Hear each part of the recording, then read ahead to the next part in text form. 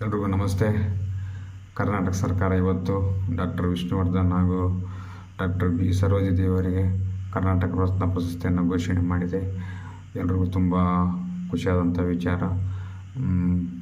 ಅದರಲ್ಲೂ ಡಾಕ್ಟರ್ ವಿಷ್ಣುವರ್ಧನ್ ಅಪ್ಪಾಜಿ ಅವರಿಗೆ ಪ್ರಶಸ್ತಿ ಕೊಟ್ಟಿರುವುದಕ್ಕೆ ತುಂಬ ಒಂದು ಖುಷಿ ಅನ್ನೋದಕ್ಕಿಂತ ತುಂಬ ನೆಮ್ಮದಿಯ ವಿಚಾರ. ಏಕೆಂದರೆ ಸರ್ಕಾರ ವಿಷ್ಣು ಅಪ್ಪಾಜಿ ಒಂದು ವಿಷಯದಲ್ಲಿ ತುಂಬ ನಿರ್ಲಕ್ಷ್ಯ ಮಾಡಿತ್ತು. ಒಂದು ಭಾಳ ನೋವಿನ ಸಂಗತಿ.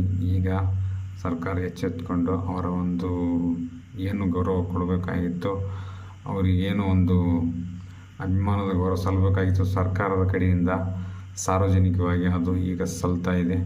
ಅದಕ್ಕೆ ತುಂಬ ಖುಷಿ ಮತ್ತು ನೆಮ್ಮದಿ. ಆದರೆ ವಿಷ್ಣು ಅಪ್ಪಾಜಿ ಅವರಿಗೆ ಪ್ರಶಸ್ತಿಗಳು ಅಂದ್ರೆ ಅಷ್ಟು ಇಷ್ಟ ಇರಲಿಲ್ಲ. ಆ ಪ್ರಶಸ್ತಿಯಿಂದ ಯಾವತ್ತೂ ಅವರು ಓದೋರಲ್ಲ. ಪ್ರಶಸ್ತಿಗಳೇ ಅವ್ರನ್ನ ಹುಡುಕೊಂಡು ಬಂದಿರೋದು ಇದೆ. ಅವರು ಒಂದು ಪ್ರಶಸ್ತಿಯನ್ನೇ ಒಂದು ಮೀರಿದಂಥ ವ್ಯಕ್ತಿತ್ವ ಅವ್ರದ್ದು. ಅವರಂಥ ಒಂದು ಏನು ಒಳ್ಳೆತನದಲ್ಲಿ ಶ್ರೇಷ್ಠವಾದ ವ್ಯಕ್ತಿ ಇನ್ನೊಬ್ಬರಿಲ್ಲ.